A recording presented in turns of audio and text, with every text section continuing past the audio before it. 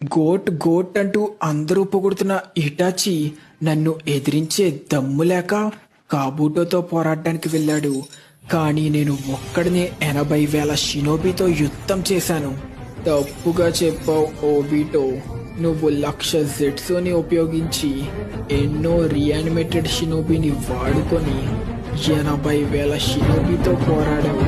కానీ ఇటాచి ఒక్కడే అసలు ఏ వీక్నెస్ లేదనుకున్న రీయానిమేషన్ జుట్సుని తప్పించుకోవడమే కాకుండా కాబూటోని ఓడించాడు. యుద్ధం మొత్తాన్ని ఒక్కడే గెలిపించాడు.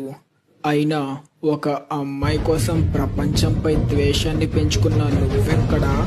తన విలేజ్ ని కాపాడుకోవడం కోసం తను ప్రేమించిన తన కుటుంబాన్ని కూడా త్యాగం చేసిన ఇటాచి ఉచిహా ఎక్కడా?